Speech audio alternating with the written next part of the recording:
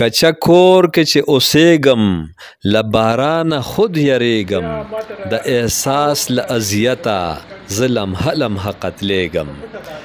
نامتو شاعر، ادیب، دانشور او صحافي سلیم راز د پښتو او پښتنو دپاره لوی جدوجهد کړی دی. سلیم راز په ساینسي بنیادونو د څېړنې او تنقید قایل و او غیر جانبداري منافقت ګڼلو. سلیم راز ادبي باچا خان و.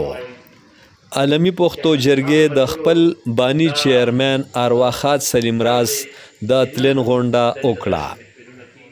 په دې غونډه کې عالمي پښتو جرګې ته د نیاز ادبي سنګر او جمهوري رابطه کمیټې مرسته ترلاسه وه. تفصیلات د پښتونخوا ټي وي ګرانو کتونکو السلام علیکم. د نړیوال شهرت یافته ترقی پسند ادیب، شاعر، صحافي، د انجمن ترقی پسند مصنفین د پخوانی مرکزی صدر، مرکزی جنرال سیکرټري، د عالمي پښتو کانفرنس او عالمي پښتو جرګې د پخوانی چیرمن سلیم راز د تلین غونډه ډبګری بازار پیښور کې وشوه. غونډه د عالمي پښتو جرګې د نوي ټاکلي شوي چیرمن پروفیسر اسیر منګل په مشرۍ کې ترسره شوه. دا غونډه په 2 نشستونو مشتمل وه چې د سهار نه ماښام پورې جاري وه او کامیابۍ سره پای ته ورسېده.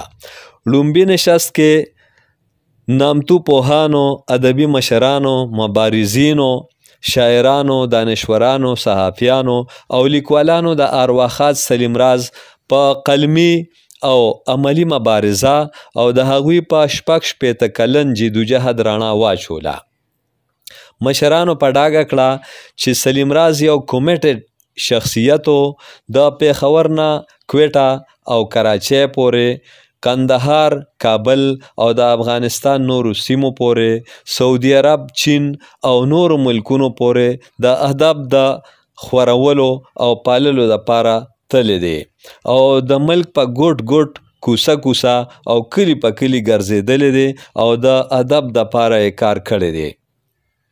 مشرانو ارواښاد سلیم راز ادبي باچا خان وګرځاو او وی چې سلیم راز په ادبي سلسله کې لکه د باچا خان د پښتنو هرې سیمې، میداني او غریزو علاقو ته ځان رسولی دی، تنظیمونو او جرګو ته تللی دی، ځان یې ور رسولی دی او هلته یې ادبي ورکړه کړې ده. پریزیډیم کې چې کم مشران ناستو په هغوی کې د عالمي پښتو جرګې چیرمن پروفیسر اسیر منګل، نامتو ترقی پسند ادیب، شاعر او صحافي نورالبشر نوید، د سلیم راز صاحب عقیدتمند او د قومي وطن پارټۍ صوبایي مشر سکندر حیات خان شیرپاو، نامتو شاعر، ادیب او صحافي ډاکټر عباسین یوسفزی، نامتو ادیب، لیکوال او دانشور ایمل خان خټک، د کوزدیر نامتو ادبي منتظم، مصنف او لیکوال ډاکټر عبدالله سواتی، د کابل افغانستان زیرک زلمی شخصیت جلال شمس،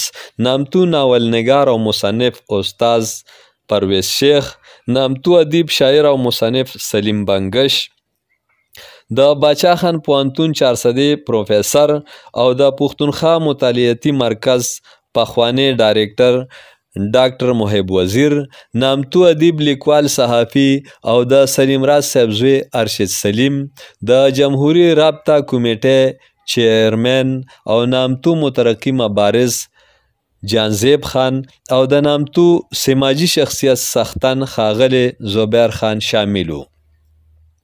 د عالمي پښتو جرګې ډیپټي جنرال سیکرټري ډاکټر علم یوسفزي، د عالمي پښتو جرګې فینانس سیکرټري حمید الرحمن نادان، د عالمي پښتو جرګې پریس سیکرټري او د نیاز ادبي سنګر جنرال سیکرټري امجد علي خادم په شریکه د نظامت چارې ترسره کړې. د غونډې شروع د قاری محمد فهیم په خوږ اواز د قرآن پاک د تلاوت نه وکړې شوه. ورپسې د عالمي پښتو جرګې جنرال سیکرټري فریدون خان د موقع په مناسبت څو اهمې خبرې وکړې او د ارواښاد سلیم راز په کاز، کار او هلو ځلو یې مختصر رڼا واچوله. ورپسې د عالمي پښتو جرګې ډیپټي فینانس سیکرټري شکیل وحید الله خان، نامتو لیکوالانو او پوهانو پروفیسر ډاکټر اسلم تاثیر افریدي، ظاهر شاه خټک، ډاکټر ګوهر علي ګوهر، معظم جان معظم او پریزیډیم کې ناستو نامتو مشرانو د سلیم راز صاحب په ادب، ترقی پسندۍ، شاعرۍ، کالم نګارۍ، تنظیم سازۍ، ژوند جواک، کتابونو، صحافت او سماجي هلو ځلو په هکله تاثرات بیان کړل او ارواحات ته یې نیکې پیرزوینې وړاندې کړې. سید شهزاد بادشاه، ګل محمد مسرور او صادق منزي خپل منظوم کلامونه واورول. د لومبي نشست پای ته رسېدو نه پس لږه دمه وکړې شوه او ورپسې ازاده مشاعره وشوه. د مشاعرې د سټیج په مشرانو کې ښاغلي نورالبشر نوید، پروفیسر اسیر منګل، معظم جان معظم، عبدالخالق بادل او سید شهزاد بادشاه شامل وو. د مشاعرې نظامت امجد علي خادم او حمید الرحمن نادان وکړ.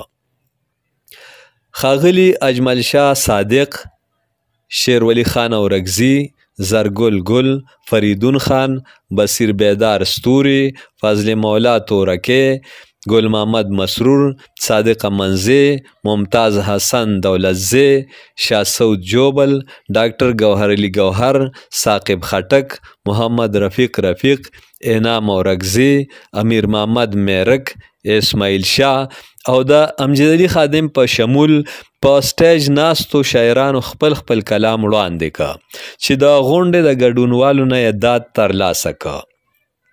په غونډه کې هارون رشید، پیر عبدالله، د کوزدیر ظاهر شاه خان، التاب باچا، شوکت علي خریکوال او د خیبر پښتونخوا صوبې د نورو مختلفو ضلعو نور ادیبان او سماجي شخصیتونه هم موجود وو.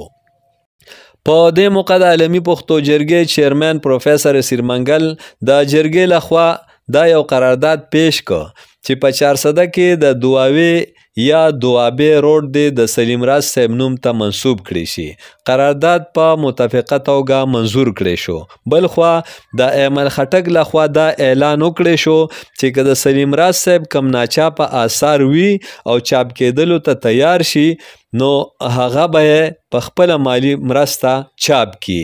د غونډې په اخره کې موجودو شاعرانو ته په 23 دسمبر یعنی د روان کال د راتلونکي دسمبر میاشتې په 23 نیټه ماسپښین 2 بجې د غني ډیری 400 کې د محمد اعظم اعظم، اشرف مفتون او فضل رحیم ساقي صاحب د یاد غونډې بلنه هم ورکړې شوه. دغه غونډه به د نیاز ادبي سنګر لخوا ترسره کیږي. امجد علي خادم، پښتونخوا ټي وي، پېښور.